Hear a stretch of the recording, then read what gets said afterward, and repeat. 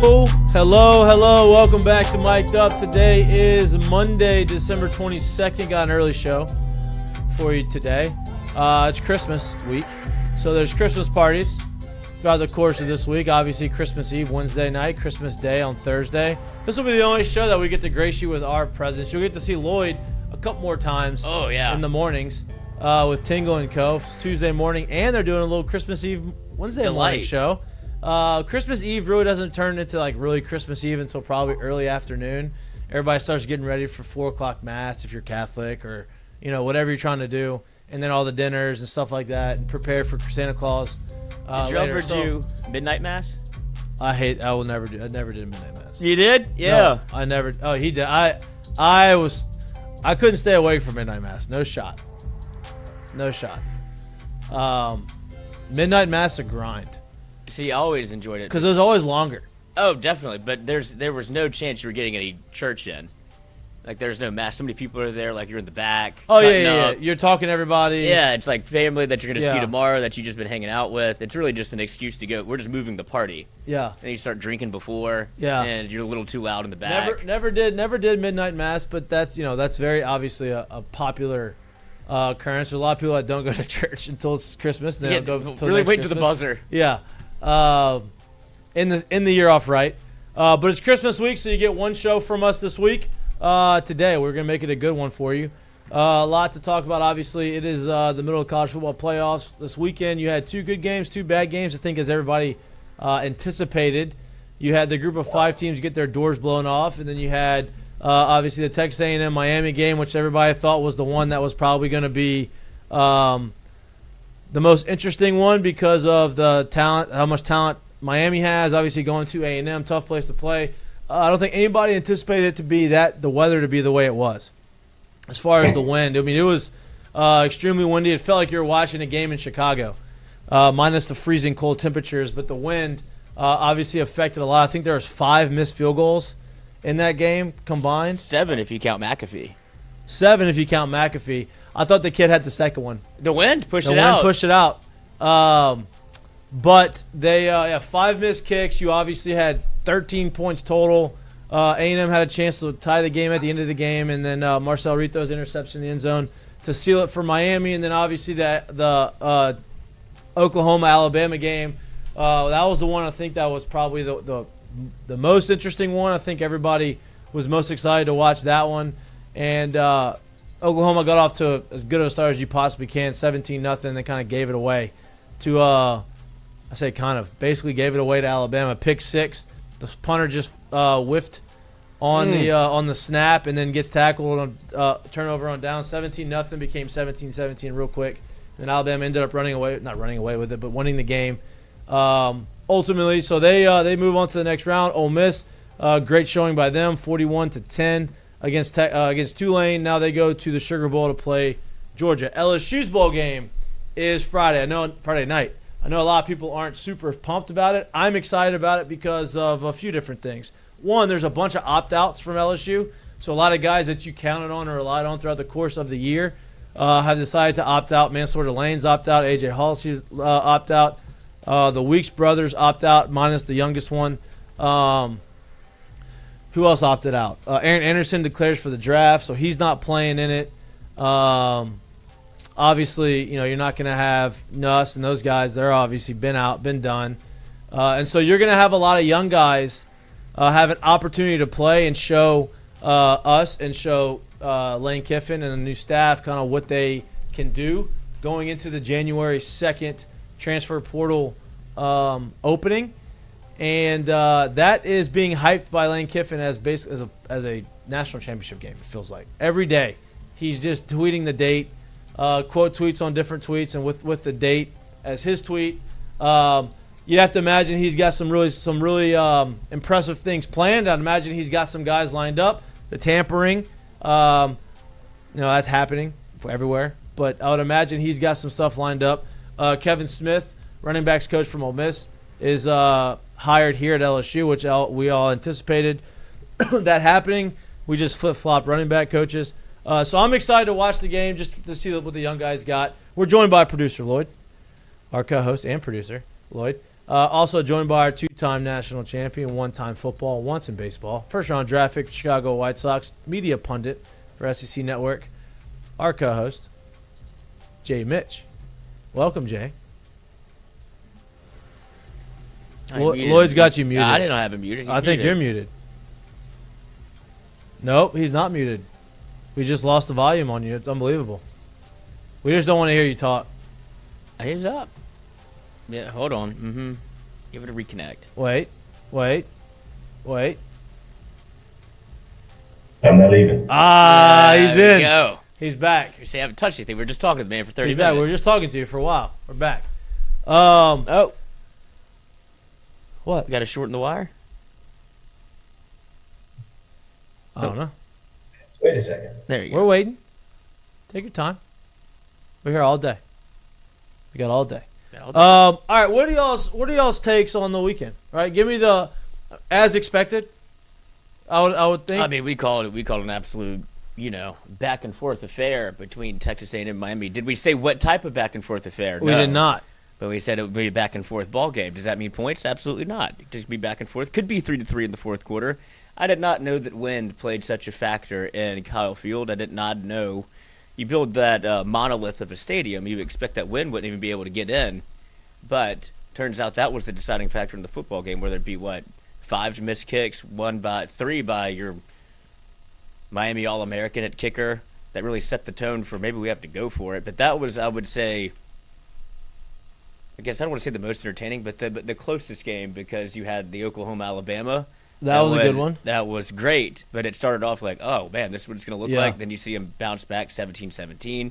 2 great ball games, and then the other 2 were take them if you want them. Yeah, and that was kind of what we anticipated. There's going to be 2 good ones and 2 not-so-good ones. Oh, JMU covered. Got them by the hook. They did cover. That's because they scored trash points against the Walk-ons. Yeah, third string. They hit the over hit in that game. We thought the over was going to hit, but we thought that it was going to be because Oregon hit it. They did. They hit it themselves, but JMU ended up scoring 34 total points.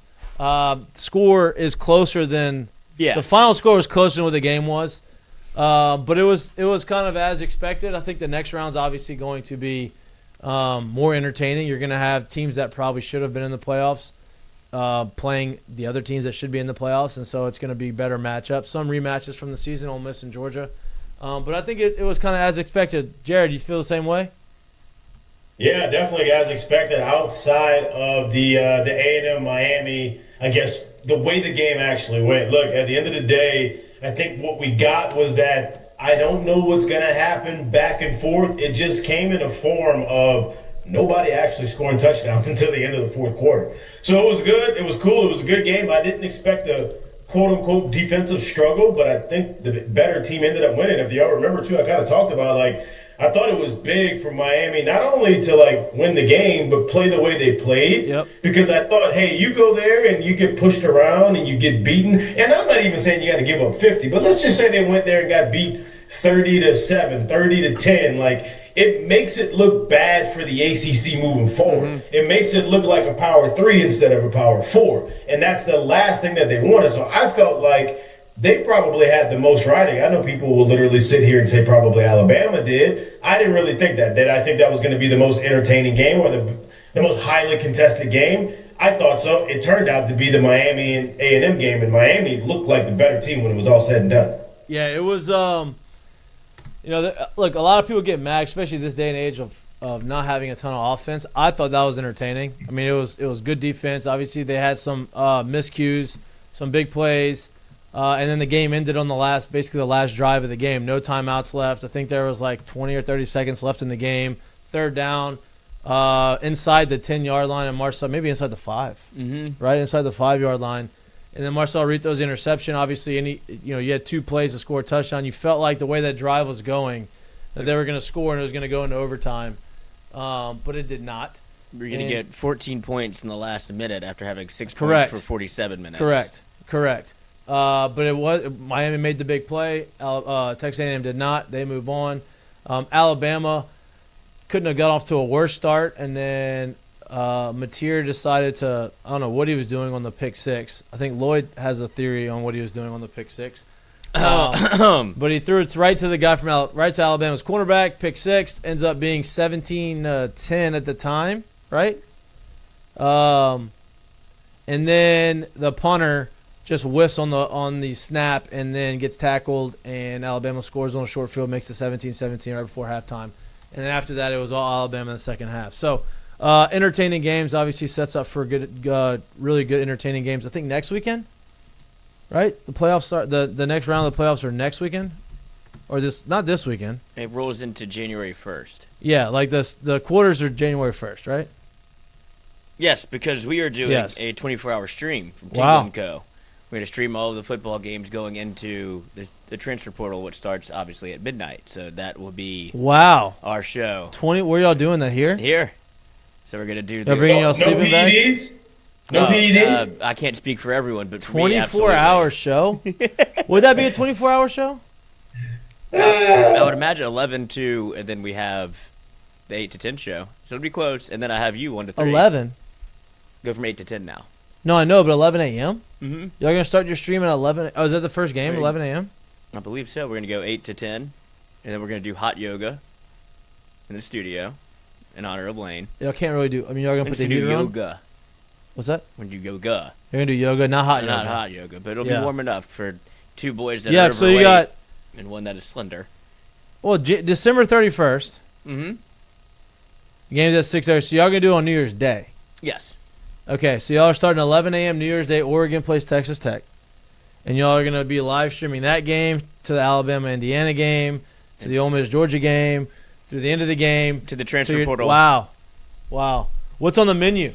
We don't know. DoorDash? Yeah, I think Noah's going to take care of the food. Who's the one that's concerned because I will be on PEDs. What day is this? This is New Year's Day. New Year's Day. I know, but what day is that? New Year's Day is Thursday. It's Thursday. So, yeah, I mean, you can go ahead and expect not to get much at all in terms of conversation from Lloyd on Friday. I'm just letting you know right now. Or it could be the opposite. Or it could be the opposite. He could be riding so high. Yeah.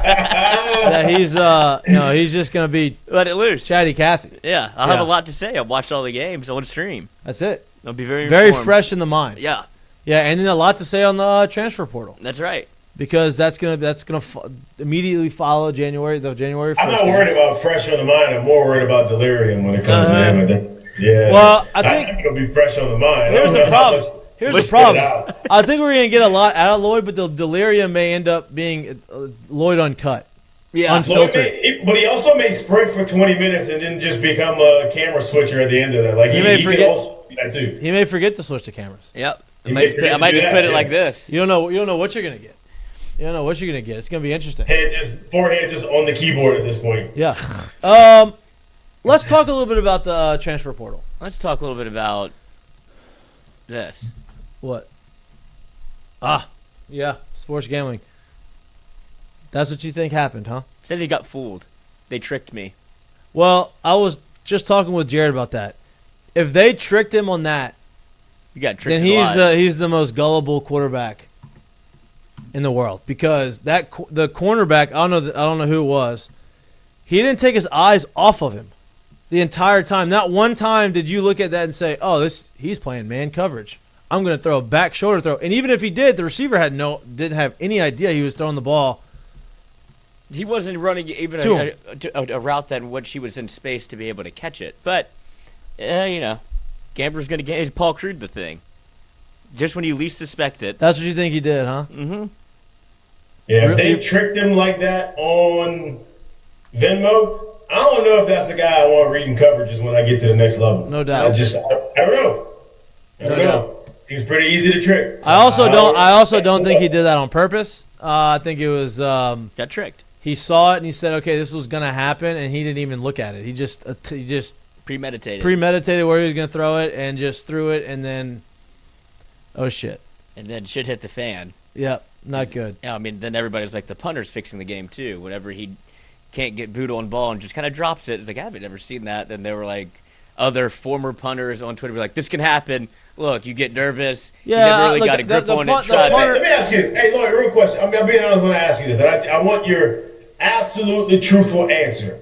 After having all these conversations and being able to talk to all the people you've been around and all the things you've heard and all the inside information you heard, do you truly, truly, truly, at the end of the day, still think that these guys are making decisions to benefit themselves gambling wise? I'm honestly asking. I think there's certain players in certain situations. You've seen it in the NBA. You've seen it, obviously, in Major League Baseball. But I don't think it would come down to maybe not a college football playoff game. I would hope you'd have enough backbone to want to compete and win. But the more and more you get into it, the more and more you see that, whether it be Major League Baseballs and pitchers throwing. Those are inconsequential. Same thing with checking out to hit it under. Throwing a point shaving is a whole different bag of worms that even my, I guess, phantasmal brain around sports can't wrap its tentacles all the way into. No. Because that would ruin it. I know it's happened, but... Yeah. I don't think... That's when, the mob was running Boston College. I can't imagine that being something intentional. Unfortunately, I did hammer Alabama when they were down 17. The spread went from 14 to 13.5. I was like, ooh, I don't care. 13.5, and then I was like, they're not going to get blown out. And then lo and behold, we went 3 for 4 in our parlays. Yeah, that's been the theme. We could probably go back and count them up. That's it. Winning year in terms of win-loss column. If we just bet every game individually, we'd be in the money. Right. We didn't do that though. Nope. Usually do. We should have done that. Lane Kiffin has basically finalized his first coaching staff at LSU. Offensive Still coordinator. waiting on the official announcement. Still waiting the official. I think the Kevin Smith thing is no, done. I'm not even talking about that one. The last one that you're waiting on to make official is Sterling Lucas, who's a defensive line coach they're trying to get from South Carolina. Obviously, Elijah Robinson, they thought they had him. That did not happen. And so the only position that you do not have is the defensive line, but you have Kevin Peoples, who's the edge guy. So, you kind of have a defensive line coach, but they're going to get 2 of them.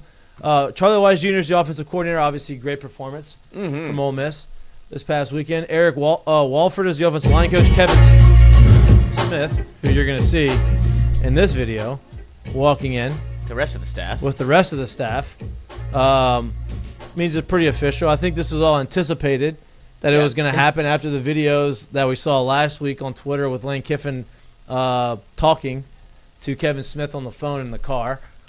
So you have Kevin Smith as running back, Joe Cox, your tight end coach, George McDonald as your wide receiver coach, and then obviously the defensive staff is largely the same minus defensive line coach, which seems to be Sterling Lucas. Pretty good staff, very well compensated staff.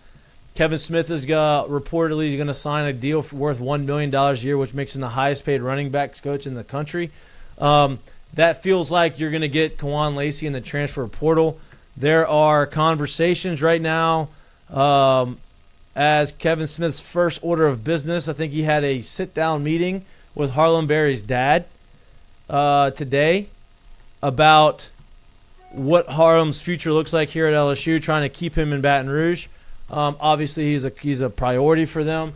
It feels like he's pretty tied to Frank, but you never know. Obviously, in this day and age in college football with NIL and money, that can go a long ways. Obviously, Harlem Berry has LSU ties. He wanted to be at LSU. Frank Wilson was the big reason he was here, but it just kind of think was the finisher for him, right? Hey, LSU was always enticing for him. He's got Louisiana ties. He's from Louisiana. He's from New Orleans, and so you want to stay here in Louisiana. And Frank Wilson kind of got him over the edge. So Kevin Smith has a track record of developing really good running backs. Obviously, Quinshon Judkins. And then, Kawan Lacey, and then obviously Kevin Smith himself had a lot of success as a running back. So staff is kind of shaping himself out. What are our takes on that staff? Do we have any? I mean, we kind of already knew what we had, but after watching what Charlie Wise Jr. and the offense did at Ole Miss, albeit against Tulane, how do we feel about what we got coming in next year as a anything would be an improvement, right? Yeah, you're right. So you're happy. Well, the Kevin Smith part of it is interesting to me because, you're losing Frank, but I do think somebody would look at the end of the day. Mikey, as being a former player, you can have the best coach, and if he is just the best coach, there's also something that comes along with a really good coach. And I'm not saying the best coach. I don't know, whatever it is, whether he's the best coach or not. Another really good coach that also has the experience. You got to remember, Kevin Smith is coming in as a former All-American, a former third-round pick, a former NFL player as well, and he's had success in his own personal playing career. Now, you back that up with what he's been able to do as a coach in multiple different stops, it only helps you as well. So I would imagine that someone like Harlan Berry, those guys, someone like Caden Durham, it's worth the conversation to say, yeah, look, man, I love Frank Wilson. Frank has been a big part of why I got here. I probably signed more to the coach than I did to the actual university, even if I got so much love for the university. But at some point in my career, Frank wasn't always going to be the one coaching me.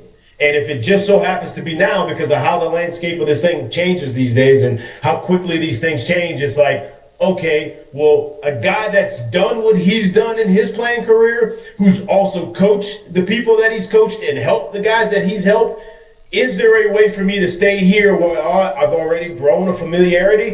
And is there a way for him, and does he see value in me? And is there a way that he can help me along in my career as well? Right. And I think like it's at least worth that conversation, because if the opportunity is the same, I don't think it's very hard for people to understand that the better situation would be at LSU right now. Now, obviously, some people at Ole Miss would go ahead and argue that. I get it, whatever. I don't really care. People outside, I don't care. But there's a reason why people are still punching up to go from LSU to Ole Miss. It just is.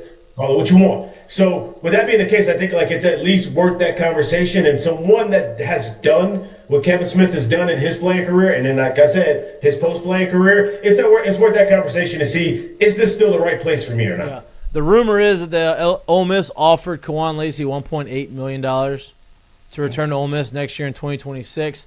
Obviously, if Kwan Lacey ends up coming to LSU and transferring here, the reports are that there's going to have to be more conversations had with Harlan Berry and do a lot more to convince him to stay.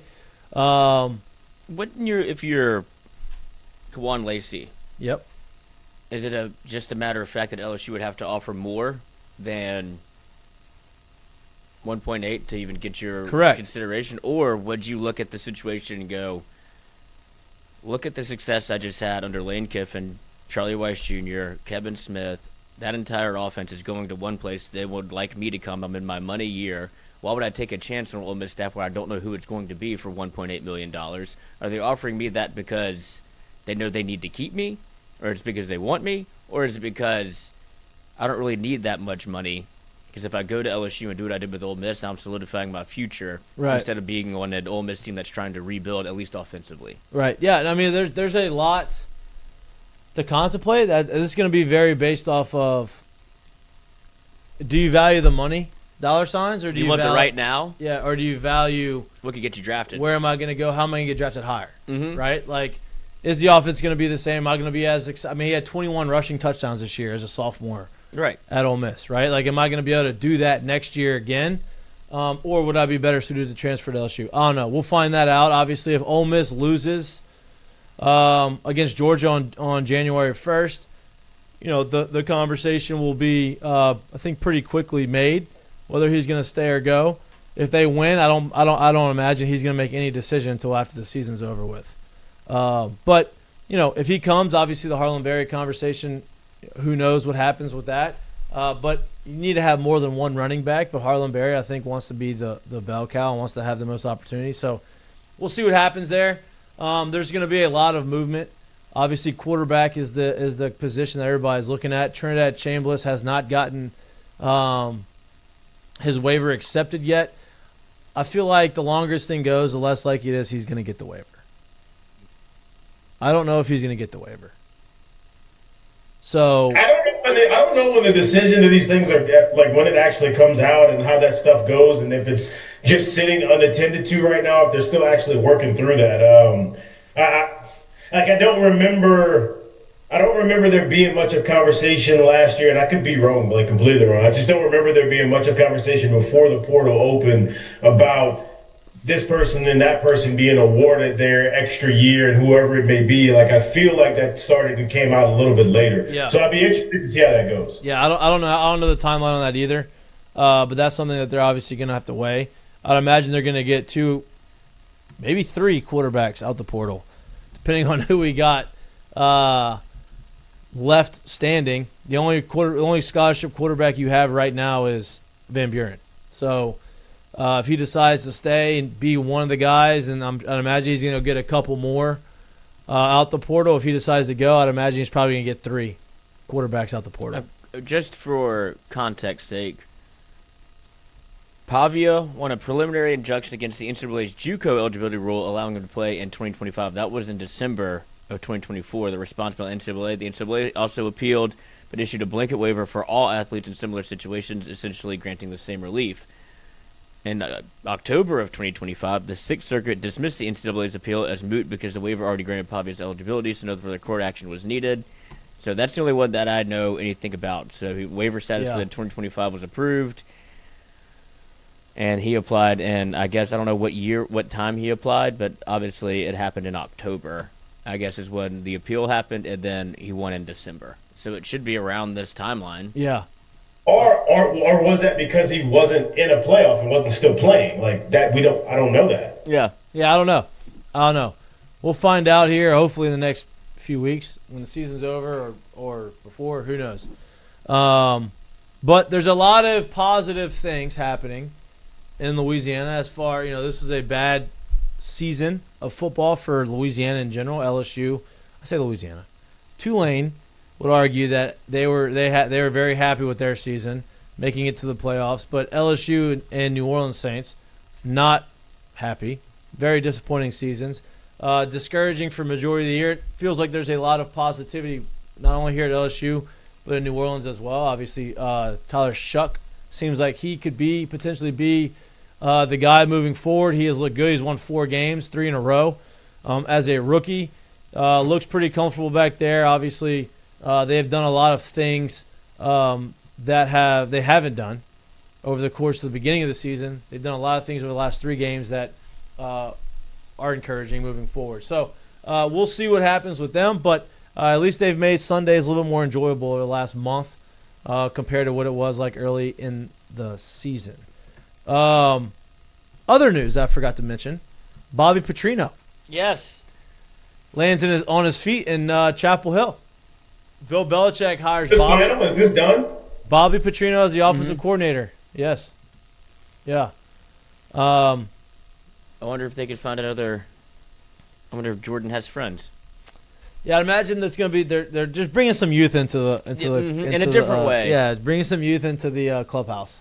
That's exactly what this is. A clubhouse. Yeah. You have Lombardi that is claiming I don't know how many Super Bowl rings whenever it was very apparent that he really didn't do anything in New England. He was just Belichick's guy. Right. Like somebody came out and said that was actually on the staff. Because Belichick did everything, right? Belichick was the GM. He was basically Jerry Jones just minus the ownership. Yeah, he was like the executive assistant to player personnel was Lombardi, and one of the guys that was once Belichick had to buy the ring for him. For Lombardi so he could get one. Oh, wow. Yeah, so that's how far that goes. Wow, he didn't even get one. He was a glorified, he was like, he got coffee and sandwiches. And he's trying to put on his book, like 4-time Super Bowl champion. It's like, bit of a stretch, but that's the good old boys club, and now they're adding Petrino in the mix, which will make it all that more interesting, because they did need an offense in North Carolina. Bill runs the defense. And look, here's the deal. Look, perfect marriage. Petrino still put up points at Arkansas. He was able to get him in there, score points, make games entertaining offensively for Arkansas. Their defense was horrendous, so that didn't help. But they were in a lot of games. They had a lot of close games. Didn't win a lot of games, but they were in a lot of games. And so he goes to North Carolina. Good hire. If you're just looking at resume. Yeah, not bad. 2 great resumes. Yeah. If you're just looking at the resume. Yeah. Yeah, take the names out of it. Probably one of the better coaching staffs in America. But doesn't really always work out that way. No. Michigan still has no coach. Oh, have you not seen this? No, I have not. Poggi. He's going to be the head coach. Oh, he's lobbying for it. Biff Poggi makes pitch for the job. He's apparently interviewed today. But he had some very interesting quotes. Ultimately, Poggi wants the opportunity to clean up the Michigan program and give it the opportunity to do so. Absolutely, it's Michigan. I know what the hell I'm doing. I have a long 10-year history of knowledge of this place. Place is really important to me. One of our boys played here, Henry, and we have 2 daughters who most of you don't know about graduating from here or are graduating. And this place has been great to them. One's a doctor, one's going to be a doctor. Great. Henry talked about the power of Michigan. You all remember Henry. He's now an investment banker. This place is magical, and the program means a lot to me. It's one of the things I want to fix before I go smoke myself to death with cigars. It's one of the things I want to fix. I want to fix the program. Hey, I like this guy. Oh yeah, I mean, you see what he looks like. He's not lying. He's rich, right? Wait, you think he smokes cigars? Go. He's rich, right? Isn't he like a hedge fund guy? He's a high school coach. But he wanted. No, but I think, he was. Yeah, he was. I think he had a bunch of money from a hedge fund. He's part of some hedge fund, so he's obviously an intelligent person. Take the looks away from him. No, that's the look of working hard. I don't have time for anything else. Correct. Should be interesting. Obviously, I'm curious. Do you think that Brian Kelly's interviewed for that? No. You don't think they're going to interview? That would mean they need the same amount of interest in him. Well, that's what I mean. I think he would want to interview Correct. for it. I just don't believe. They have zero interest in him. That name for you in that kind of a spot at this point. Yeah, they have zero interest in him, right? Like 0% chance he goes up there. I wouldn't think so. I mean, I don't think would. One day ago, Brian Kelly has expressed interest in Michigan jobs. Of course, he has. He's got to keep saying he has to keep coming out with that so that he keeps getting paid. Keep getting paid. You know what I mean? So he's like, hey, I'm actively trying to find jobs. You know, so you got to keep paying me. Keep sending me the check. He keeps telling. This is from Football Scoop. Kelly has consistently told people close to him and other coaches since he was fired from LSU that he's got one more coaching run in me. Heard that before. Okay. I thought this was supposed to be This was supposed to be it. This was supposed to be it. What didn't work out that way? Hey, I haven't even got all my wins here. LSU had to hire him to go and clean up the program. Maybe did. Michigan can do the same thing. Yep. You know, 3-year deal. Just get it right, and then you just ride off into the sunset. I would rather do it with Biff. Help us out. Yeah, no doubt. I would too. I mean, if Biff, honest to God, if it wasn't Lane Kiffin, and LSU couldn't find, and you swung and missed on all of these guys. That's what you wanted, Biff? I think Louisiana would wrap their arms around him. Similar to what they did with Coach O. Yeah. You want some, I think it's such a lovable character that people would go, hell yeah, this is our guy, Biff. You know what people love? Wins, brother. Mm-hmm. It don't matter what it look like or rap like or any of that. That's what Louisiana wants, wins. I'm glad abundance. I'm glad we're not in that same situation that Michigan's in right now. I mean, I would hire Biff. I think they're going to hire Biff. I mean, somebody that. I mean, who have they made any announcements on who else they're looking at? No. He's just throwing his hat in the ring. Yeah, I mean they haven't, but there's been no reports on. It was deals it was Kenny Dillingham. He said he's going back, and Kenny Dillingham begging for money.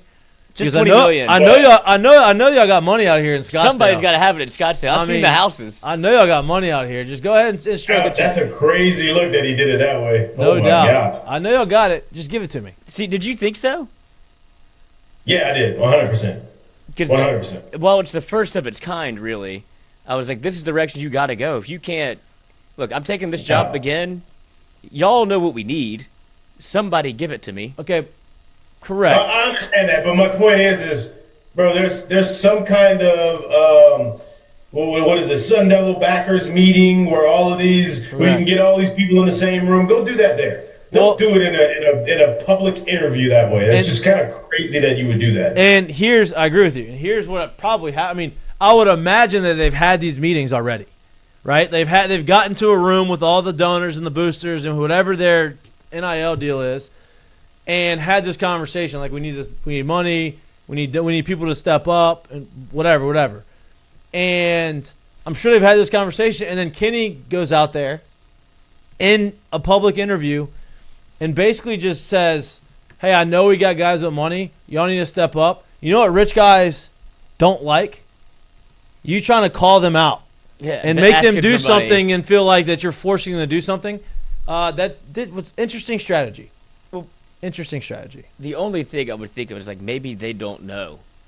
They're so off the reservation of oh shit, the university needs money. You saw it with. I mean, I don't think that Larry Ellison was exactly donating to Michigan, but whenever the phone call started to happen, it was a little bit more behind the scenes, but it was certainly you got in touch with somebody whose girlfriend goes to Michigan or went to Michigan. It's like, y'all need money. Well, it was Larry Ellison's wife. Right, but I don't think that was the first time I think he's ever been knocked up for a checkbook, and he's like, oh, okay, I can do that. Well, and here's the it's deal, not even his school. I'm saying now they got at least Arizona State boosters or somebody that might not live there. It's like, oh, they're doing great. They just went to the college football playoffs. It's like, no, because it's way worse than you think. Like, we need money now. Yeah. Or they just go private equity. Yeah, sell their team. Yeah, why not?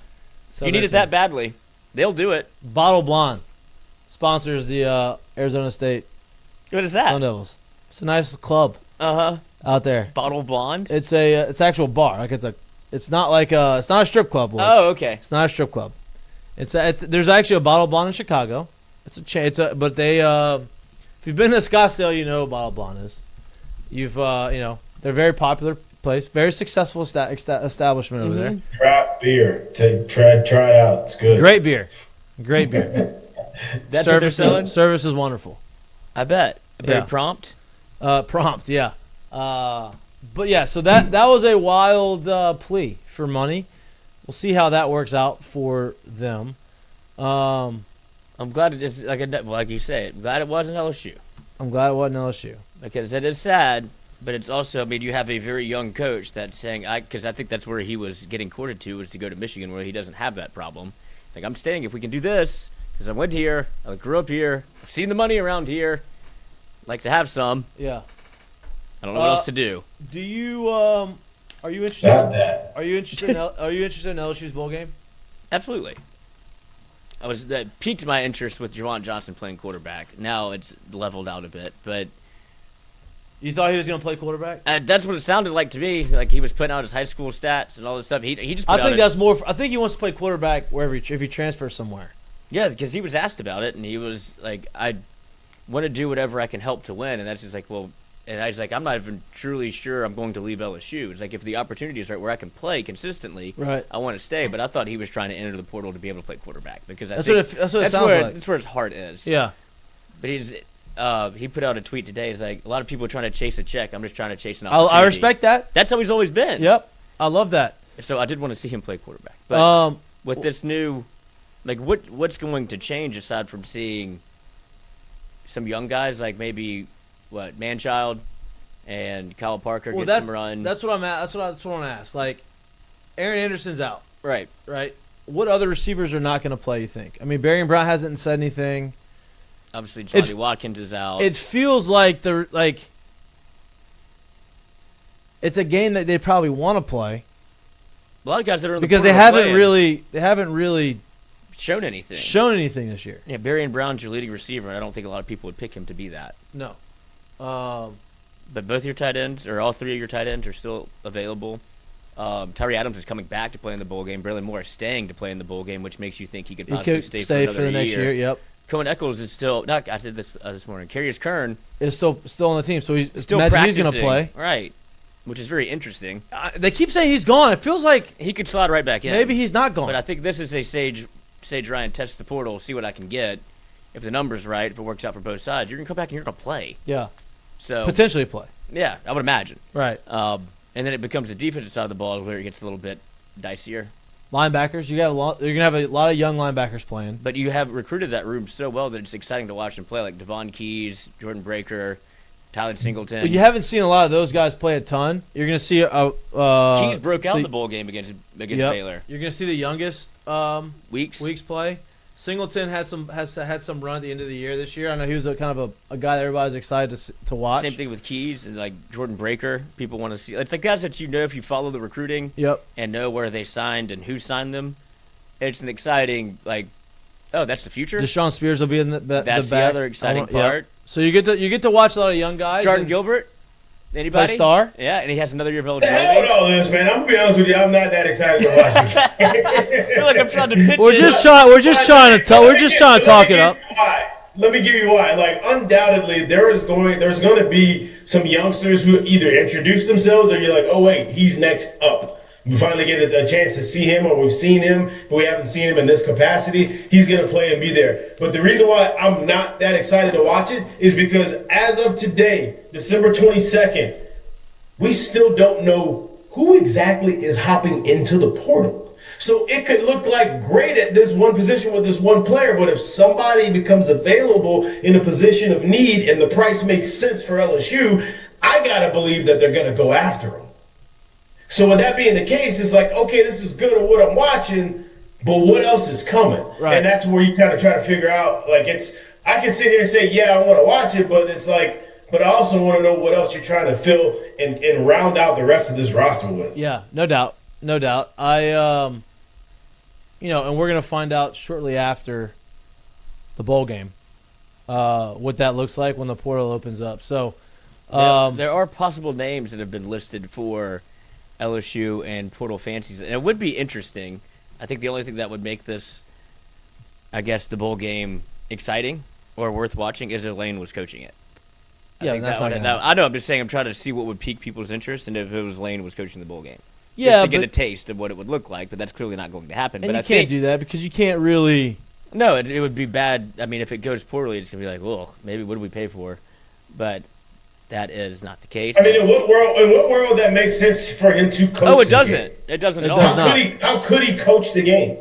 Yeah, he doesn't. His system's not implemented. Right, like, exactly. I want to see it. I want to see what it looks like. It could be as bad as all. But what are you looking at? Yeah. They don't know his language. They don't know his lingo. They don't know his system. So what would you be looking at? We got 15 days, boys. Let's see how much effort we can put in. Yeah. You really think it puts together and looks good in 15 days? I Yeah. mean, Honestly, I would be hard pressed to find an offense that was worse. I would rather him do what he's doing right now. Hey, don't worry about. Let me just go study them at practice, and let me scout them out, my own team, and let me just spend the next 14, 15, 16 days portal of scouting the guy I'm gonna bring in the portal that I'm actually gonna coach going into next year.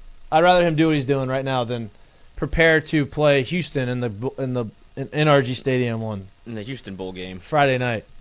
But for the list of guys that these are early defensive names, courtesy of 0-3, Chaz Coleman, edge from Penn State. So a lot of these are going to have a similar flavor. I'd imagine that guy's going to Virginia Tech.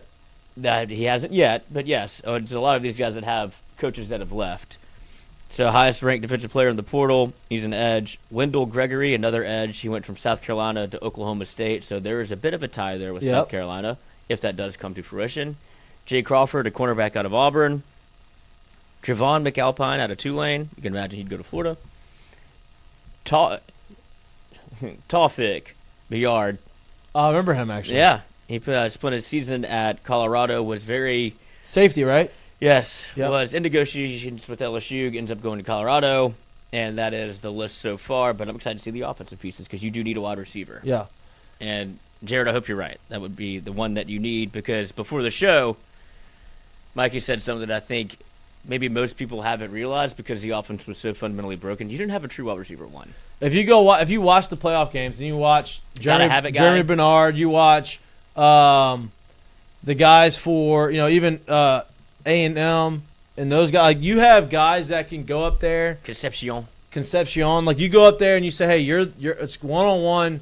It's you versus that guy. I'm going to throw the ball. You're not necessarily open, but I believe you're going to go out there and make a play. And they went and did that. We didn't really have a guy this year that could make those catches. And we've talked about that a lot. Jared talked about that before the year even started. That was his biggest worry is we got a bunch of guys that are good, but do we have the guy? I don't, like in theory, just think about what we're talking here. If I'm an offensive guy, meaning a coach, and I'm going to sit here and I know, hey, we're going to run your system this year. Okay, cool. All right, let's get the type of guys we want in the building. It's probably like one of the first things you think. And then like as you're putting together your playbook and how you want this thing to go, you're drawing up your math sciencing these plays, right? You go through putting a progression of how you want the play to work or how you see this thing working against certain coverages and this and that, and you put all this stuff together. Hey, this route right here is going to be this beater, and I'm going to do all of this. Well, as I'm putting these progressions together, I see this route, that route is 1, 2, 3, 4, 5 probably, right? So when I'm placing guys in spots, naturally you would think, well, I need a number one receiver because if I'm drawing up these plays, I want these opportunities to be for this person. So when you sit here and really try to tell me we don't have that guy, we have multiple guys. Yeah, that's great. That's awesome. You have multiple guys that have the ability. But you obviously don't believe that I want this one guy to keep having these chances. I want him because I know that he's the best at getting these things done. So, like, when you don't really have that, to me, it's hard to believe that you have what you're saying or what you're trying to sell to me in terms of the room. Agreed. That's why I would love Cam Coleman to go in the portal and bring that guy in. I'd like for my guy Kyle Parker to come back too. Oh, I would be hard pressed to think he's leaving. It's my guy. Like, I've been screaming for him. I need him to have a breakout year just so I can be right for one time. One time, be right on the guys that I like. Just once. It's gonna happen next year. Blitnikoff Award winner. There you go. There's one guy on Ole Miss that was very much recruited by Lane Kiffin, and that is, I believe, Winston I Watkins. thought Lane did recruit. You know? That's what they say, right? But I think it was Winston Watkins. It was one of the freshmen it was kind of reported that he would be able to go, might follow Lane to LSU. Is that or Caleb Cunningham? One of the two. But that's what LSU was looking at from at least an Ole Miss talent perspective, because I don't think you're going to get, Wallace, their big-time playmaker. Feels like he's going to stay. But other than that, you're looking at a brand that you're very much capable of selling, a NIL fund in the portal that is very much well reported as not the cheapest in the world, so that can check two boxes, and then an offense that you'd want to play in. Yeah. So I think that'll be a spot that it's impossible to know every name, but I think at this point you just go whoever he identifies and gets, you're good with. Correct. We're going to talk a lot about the playoff next Monday on our show, but I'm looking at the matchups right now. Do we think Miami's got a shot against Ohio State? Watching the way their defense played against Texas A&M on the road, you're playing in the Cotton Bowl, so you don't have to go up to Ohio State and play in the cold. Obviously, they don't have home games in the quarterfinal round. But defensively, watching Ohio State play against Indiana, obviously Indiana was able to keep them at bay defensively. Miami's got two of the better defensive ends in college football. Do we think they have a chance? Ohio State's favored by 9.5. I 100% think they have a chance, and I think it's going to be super important for them to do one of those cliche things, which is win the turnover battle, or at least not absolutely give it away in the turnover battle. But, man, like, I still look back at this, and I can't sit here and say remembering a team that we actually thought as that team, and I get it. I understand the talent that Ohio State has on the team. I get that. But this is still a team that only beat that Texas A&M, that Texas team 14-7. That Texas team actually beat Texas A&M in a game as well. So it's like, if you get this kind of performance where they play well and they start converting on some of these things, and maybe the offense is a little more efficient and gets things done. Hell, if they run the ball the way that they did against A&M, against an Ohio State, yeah, of course they got a chance. Yeah. I wanted to see how that game would play out, meaning the Miami and Texas A&M game, because I thought it meant a lot for them. You win a ball game like that, going down to Kyle Field in a playoff situation, the first ever playoff game there, and you win it. It not only tells you, like, hey, we belong here. You start to get that real feel that we can win. And of course, if you looked at the A&M situation as go change the narrative, why on earth would you not be saying this against the team that everybody has tabbed as, hey, they're head and shoulders above everybody, and look, oh yeah, I get it, Indiana just beat them, but that's who everybody looks at them as. Yeah. They're obviously going to be refocused, but I think if you've looked as Miami, if you've taken the approach of go change the narrative against Texas A&M, you damn sure they're doubling down on that against Ohio State. Yeah. So I think they definitely have a chance in that ball game. The other interesting one, they're all interesting. They're all going to be good. Alabama, Indiana, playing the Rose Bowl. I think Indiana wins that one. I'm not impressed. I heard me say I'm not impressed with Alabama, but like, Feels like they didn't take that game as much as Oklahoma. It feels like the game was given to them last week. Now, obviously, second half they outplayed Oklahoma by a wide margin, and not saying that they wouldn't have made a comeback had Oklahoma not given them, but they gave them 10 points. And yeah, I don't know. Indiana's how good Oklahoma is. Right. And I do feel like you do know how good Indiana is. And if you put them up against a team that probably won't make mistakes, with a good defense, with a senior quarterback, all of that looks like it's not going to go the same way Alabama, Oklahoma did. Yeah. Where it was kind of gifted to you, especially when Oklahoma was playing at home. Yeah. Oregon's got to go all the way to Miami, too. That's another game. From Oregon to Miami, that's they're playing the Orange Bowl. We're concerned about Dan Lanning. About being on drugs. Overstimulated. He's overstimulated, and now I don't know what it is. But it's just a bizarre scene every single time where he's not running from it. I didn't watch that game because I watched the first drive and I was like, I'm going to watch the NFL game. Yeah, but he did the same thing he did in October where it's a lot of the... Yeah, the wide eyes, the grinding of the teeth. Yeah, gnashing of the teeth and just fire. He's just a gritty, fiery guy. That's right. You know? That's what I'll say. Yeah. Hey, sometimes, for some people, it focuses you up. The people get a little too much off the rails. This guy's like Johnny Manziel. Whoops. Oh, yeah, Johnny Manziel was supposed to be the guest picker. Didn't know that. Whoops. Missed it. Was in Miami for the fight. Hanging out with... the game's in A&M. I thought it was in Miami. My bad. Yeah, my bad. Let me hang out. He's also come out with some statements saying that he's been sick since, so who knows what's true to that. Yeah, I know how you get sick in Miami. I will say this. If he's aware enough of what has gone on in his background, he's got to understand that it's just a very bad look. Now, he may not give a damn either. He may not care what people think about it, but I think he's got to understand that if those things are true and it did happen, it's a bad look because of who he's been and what he's done in his past. Yeah. What a nice audible, though, to Caruso. Yeah. Lucky that he was there. You know? Yeah, I don't know how deep the well is for A&M talent. Yeah.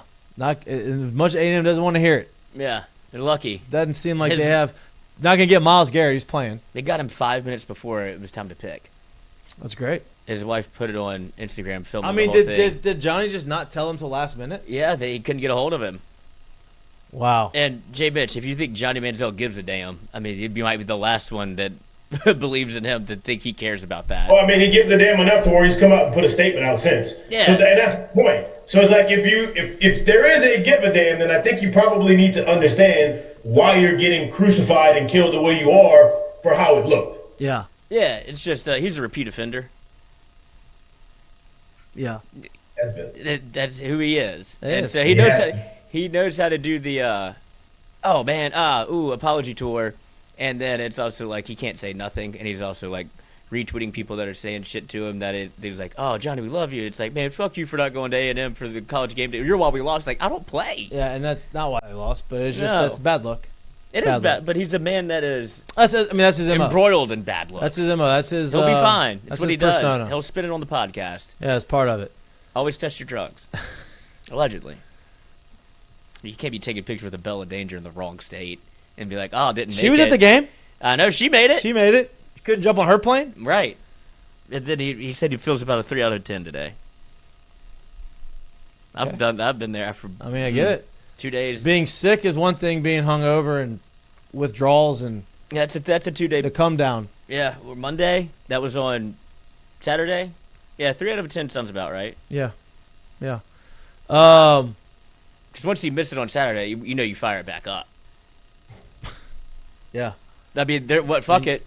I mean, I'm not there. Might as well take advantage of it. Wrong time zone. Yeah, damn, my bad. OVO. I thought y'all were coming to get me. Right. Oh. The wheels up thing, right? Aren't Right. you supposed to send the plane to come pick me up? That's what the whole advertising thing That's is. what I thought happened. Never got a phone call. I was up. I was waiting at the airport. The FBO was there. Ask him. Never showed me. Never showed up. Got me. So it's not my fault. It's your fault. Right, exactly. Yeah. Yeah. Misunderstanding. I'll be there for the next one, next year. Look, put me on the list. Keep me on the list. Yeah, Keep me in mind. Caruso. Nice backup. Nice. Yeah, picked him up. I mean, where else do they go from there? Jimbo? He was there. Yeah. Jimbo is there? Oh yeah. Now, He was there. Look at these folks still paying me. Might as well get a good ticket. Might as well go. I got nothing else going on. Might as well try it out. I don't know who else. You can't get Myles Garrett. He's playing. I mean, who else? Mike Evans. Playing. That's it, right? I can't. It's tough. Like Baseball? something. I mean, Nobody would know. Caruso, lucky. Caruso's. I mean, that was He's a known what a name. pull. Yeah. He's probably Pat, too. We just had him on the show. He's like, I got his number. Yeah, and I mean, how did they know he was there? Did he was he posting that he was there at Yeah. the game? Oh, okay. That's probably what they had to do was scour social media. Who's Like, here? Who's here? That's notable. It can talk. Yeah, Oof. tough. All right, Pull it off. I'm glad they pulled it off. It's Christmas week, Lloyd. You don't do Christmas presents, huh? You don't buy presents for your family and No. friends? Nope. No. Do y'all do anything special for Christmas? We decorate the tree. That's our big deal. You haven't decorated. No, the tree we've already done it. That's our Oh, Christmas. But like Christmas, like Eve day, you don't have like a It used to be tradition. 24 hours of a Christmas story leading into NBA basketball, Whoa. which was fun. Now football. No, yeah, but I really preferred it when it was basketball. It's kind of like the tip-off for me. It was like, Yeah. all right, we're all here. Yeah. It was like, what, Golden State Warriors versus the Heat are playing. You got like LeBron, three- whatever team LeBron's on. Yeah, and he already bitched about that. He's like, Yep, I'd rather be I'd spending rather home be with my home. kids, Yep. but I know what I owe this game. And yeah. I mean, you don't have to publicly Practice play. his golf swing now in, Yeah, in I've warm seen ups. that. Just go golf. Yeah. Just go golfing. Yeah, he's ready. But nah, not really. No, we Jared, do do y'all some- have do some any? I know, cocktails. obviously new traditions, right? Like you're going to Dallas. Yeah, new traditions. We started a new tradition where we're doing the Home Alone thing. We hop in a little limo, go look at some Christmas lights, get some popcorn going, for the kids and stuff like There that. you go. So Cheese pizza. we'll do that on Christmas Eve or day before Christmas Eve, I believe. One of the two. I'm not sure. Be a good time. Shoot the BB gun inside. Knock Yeah. down a little. There you go. Yeah. We don't have. We're doing the same thing. We're kind of trying to. We have changed traditions. Usually we host Christmas evening, Christmas night. My family comes over, and then we go to Allie's family's house on Christmas Eve. So we're doing that again, not hosting because my sister just had a baby. So we're gonna go to New Orleans on Christmas Day Oh, that's it. We've done that before. and celebrate with them over there. And then next year we'll get back on track where they come to my house, we cook, they sleep, that Good whole deal. stuff. So I guess if you count that, I was thinking about like Christmas morning. Christmas Eve is, yeah, Christmas Eve is like either A-Town family. you go to like a Christmas party with your family, or your family's hosting a Christmas party, and then everybody goes home. Then obviously if you have kids, you get ready for Christmas. Right. No. And then Christmas Day is kind of like once you get to noon on Christmas Day, it's like a wrap. yeah, or people come in town for the evening round, or yeah. Yeah, we do the big Christmas Eve, and then Christmas night. I don't know what we do. A lot changed Point since of- we moved to Baton Rouge. Right, and here's what I'm enjoying. People are like, "Oh man, Christmas middle of the week." I like it Which is because an it kind of excuse. just like now you only have Monday, Tuesday of the week. Wednesday is Christmas Eve, so like not much going on. Christmas Day's Thursday, so you're off, and then Friday is the next day. So it's like people are like, "Oh, I wish Christmas was on like a Friday." I was like, "No, I don't. No. I want middle of the week like this because now you got Do you have the work? whole week." Do you have work Friday? No.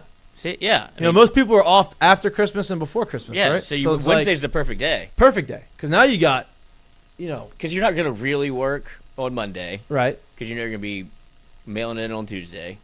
Wednesday, Christmas Eve, we're not even going in.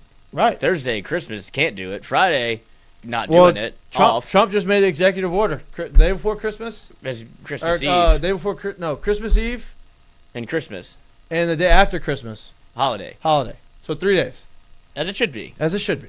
Could he move the Super Bowl to Saturday That would be great. or get Monday off? Monday should be off. That should be the other thing. Like, Yeah. Monday after the Super Bowl should be off. Even though I've never really worked in a real office setting. But the Super Bow's so early.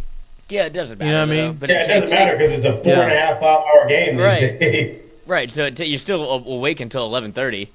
It's a lot of drinking and betting for a lot of people. Yeah, you're where it's- Yeah. I do wonder if there's the water cooler people, like they just come into work and don't work. Like we all talk about the Super Bowl, gamble, Yeah. whatever. The day goes by as opposed to Tuesday. It's like, we want to talk about the Super Bowl. It's like, all right, kind of came and went. Yeah. And so Tuesdays might be worse than having Monday off. Maybe so. I don't know. I'll never know. Hopefully. Maybe so. Never know. I mean, honestly, let's just get to the seggies. Ah, excellent. Might as well, right? Might as well. Segments. Oh, mistake of the day. Brutal look for Ed Cooley here. Speaking of, Mikey likes to, shoot a bottle into the trash every now and again. Yep. Sometimes you hear it, sometimes you don't. Always cash. Always cash. But I don't think Ed Cooley was going for his intended target here, as after a bad play for Georgetown basketball, wheels, deals, fires. Boom, hits a baby right in the head. No, he doesn't. Yeah, look. Okay, so he's right here. Look at this baby. Bang. Wait, where? Okay, so you see in the red. Boom, hits the baby. After a loss, turns to throw it. Oh. Boom, absolutely hits the kid. No. Yeah. Bad throw. He meant to go high and just held on to it a little too long. Weight of the water, bad foot placement. Yep. And now the family has filed a lawsuit. Oof. Not great. Is the baby okay? Baby said suffered a serious concussion, was rushed to the emergency room in critical condition. Serious The baby concussion? said that? The baby said that. Yeah, they got the ability to speak. Wow. That's tough. Yeah. Hard to feel like they're gonna win. Like the coach is gonna win. The school is gonna win that one. And he apologized. Yeah. Feels like that one's pretty obvious. Like, hey, dude, sorry, can't be throwing stuff into the stands. Yeah, he got suspended for 1 game. Yeah, and gonna cost the school some money. Oh yeah, I mean whatever they sue. I mean, He's gonna be named in the lawsuit. The school's gonna be named in the lawsuit. Family's gonna get some money. And it's on video. Yeah. And they're not lying. I mean, you smoked the kid. Yeah. I mean, same thing with like Pat. What did he hit with it? What was it? Water bottle. Oh, even Couldn't- worse. Was there water in that bottle, or was it? Yeah. If, All right, so it seems that's the alleged is that there was water. you can see him realizing too what he did at the end of the video. He's like, oh no. Well, here's the there's no water in the water bottle. It'd probably balloon out a little bit. Yeah, and it felt like it had probably Had some velo quarter, behind a quarter it. full. Yeah, probably a little bit in, like probably a couple sips left. No more. Not Where do you think not he was this throwing much. that? The better question is, where did he think he was throwing that? I think maybe Did ground. he think the stands was like empty at that time, or? Definitely not the ground because Maybe he had high. elevated shoulder.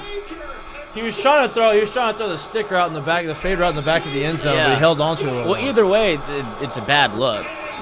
But Yeah, he was preparing for it. Like he was gonna throw it in the whole time. Like he's gearing up. Look at him. Oh, he loaded on the back leg, and he's looking for somewhere to throw it, and he's like way up there where nobody is. and he sees it instantly. Like, oh, Short arms no. it into the ground into baby. Yeah, Bad look. Not good. tough. Not good. Hope the baby's okay.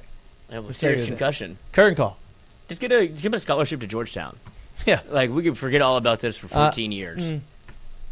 That's worth it. Yeah, it's like an expensive scholarship. Yeah, but they give those out anyway. Like this is an easy write-off, as opposed to litigation. Yeah, well, they're not. I don't think the family's gonna settle for that. I think that would make a lot of Part of it. Hey, Yeah. give me that guaranteed scholarship for my baby. Mm-hmm. If he's and then No more floor seats in cash. and cash I want some money. considerations. I want some money. Yeah. money now. And later. Pay for his entire education to get him to Georgetown. I want the cash. Yeah. Oh, then we'll sell his spot at the private school. Give me the cash. We'll invest it, make some more money, and then we'll pay for him to go to Georgetown. Well, let me just own Georgetown. Right. Let me make it Yeah. Baby Town. Yeah. All right, curtain call. My curtain call. Wait, hold on. I had it pulled up. Give me a second. Go with your curtain call real quick. Oh. I don't know if you'll keep up with Frank the Tank and Frank Walks. Do you know what I'm talking about? I do not. The man from Barstool that's very fat that lost all this weight just by walking. He's walked like Oh, yeah. some odd consecutive days. Yeah, he was He's like very, very fat. Now he's like over just kind of 400 fat. pounds, and now he's like under 300 pounds, Yeah, all he's- from walking. Yeah. Sometimes he gets celebrities that will sign up to walk with him. Like, I want to be a part of something that, getting in shape, something Right. special. On Christmas, walking with Arnold Schwarzenegger. Oh, that's great. It's kind of come That's full cool. circle of one of the fattest men alive that was probably going to die to now with one of the fittest people that's ever lived. I like Walking that. together on Christmas Day. That's good. That's So I good. think that's very cool. Christmas Eve. That's good. Jared, you got a curtain call. Yeah, I got a curtain call, man. I want to give a little bit of love to a current New Orleans Saint who, at the ripe age of 24 years old, was really considering retirement, had gone through a number of tough years, injured often, and honestly, the performance of what everybody thought wasn't what we got. Former 12th overall pick, I believe.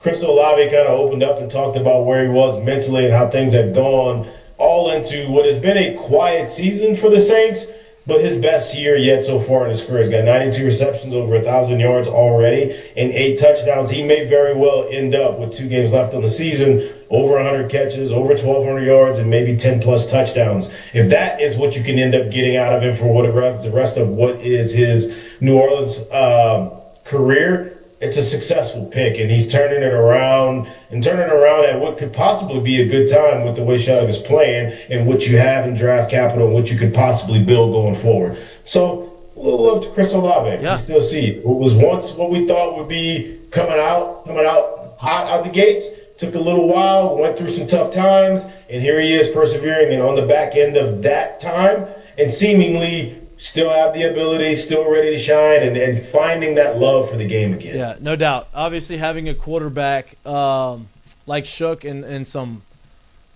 positivity moving forward, I think Play is calling. definitely helps. And obviously having And a good year. some non-hospital balls too. That helps Yeah, too. correct. Not being put into not just, hey, I'm gonna throw this over the middle. You go and get it, and then you may die. Right? We Let's don't do have that anymore. 3 times a year. Yeah, right. We didn't have that this year, which was good. I'm going to stay on the same page as you. Watching the New Orleans Saints, obviously, that has not been a very fun season. The last 3 games they've won. It's been a lot better.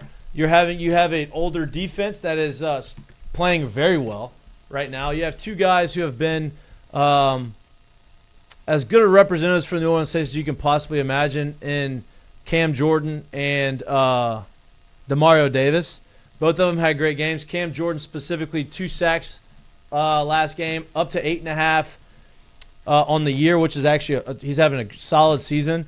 He is 2.5 sacks away from passing LT Yeah. as in the all-time sacks in NFL history. So Hall of Fame career. It feels like this is his last home game. Obviously, his entire family is in the suites. You're seeing him right now on the screen with all of the Cam Jordan signs, face signs. All different looks that he does for All every different game looks. day Right. And or year. he had a great game. Obviously, they won. They have 2 more games left on the road to finish out the season. But if that is the end of his career, he was a career Saint. He's going to be obviously in the Saints Ring of Honor. I would imagine he is going to be in the Hall of Fame as well. He may not be a first ballot Hall of Famer, but I would imagine he eventually be in the Hall of Fame if this is indeed his last game as a Saint or last game in the NFL. Curtain call to him, curtain call to Demario Davis, and curtain call for those guys for no matter how – I firmly believe those 2 guys are a big reason why the Saints have actually been somewhat competitive even in a terrible season. Could easily folded because he's gone sideways. New coach, not a lot to play for. Let's get the number 1 pick. Defense has played better. They've been honestly one of the better defenses in the league over the last month, and I think those 2 guys are a big reason why. So curtain call to Cam Jordan and Demario Davis for an outstanding career. Unless we leave one off the list. One Taysom Hill. Taysom Hill too. Absolutely. If this is Taysom Hill's last game, listen, he looked good. He finally felt like he was healthy. Obviously, he's 36. People will never talk about his age. No. But he's 35 years old. He threw a touchdown potentially last home game in New Orleans. I don't know if he's going to retire, but it seems like he's not going to be in New Orleans. It feels like he'll be in Denver next year. Probably. You but know?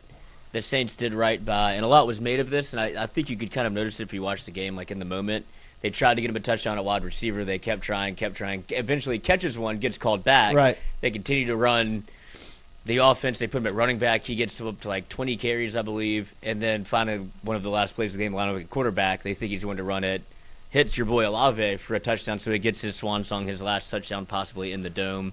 And like the definition of Mr. Do-It-All. Yep. Like I believe he threw for over. He's thrown for over 1,000 yards, rushed for over 1,000 yards, and had 1,000 yards receiving. He's the only person since some guy before the Super Bowl. Yeah. So he's the only guy in the Super Bowl era to do that. George something was the only other guy, which probably was like the 1940s or something. Well, that guy must have been a player. Yeah, player. Can you imagine what that looked like then? Yeah, the throwing. Yeah, no doubt. No doubt. Because they didn't throw the football back then. No, so he must have done everything. Ahead of his time. Yeah, he probably kicked too. Oh, no doubt. Yeah, no doubt. I would imagine Taysom can, given the opportunity. Fake punt. They did everything in the game. Yeah. Fake. Honestly, I'm watching the game. It was a great like, game this for the is dome. a fake punt. No Yeah. doubt. Like they're gonna have a fake here, and sure enough, they did. But yeah, curtain call to all those guys.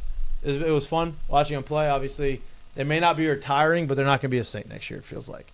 All right. That's Good all we job. got for this beautiful Monday. We'll see y'all next Monday from 6 to 8-ish, back to our normal time. Have a Merry Christmas. Hope you enjoy food, drinks, Be merry. family time, Santa Claus over the next couple days. Elf on the And shelf. Elf on the Shelf, almost over for you families. Yeah.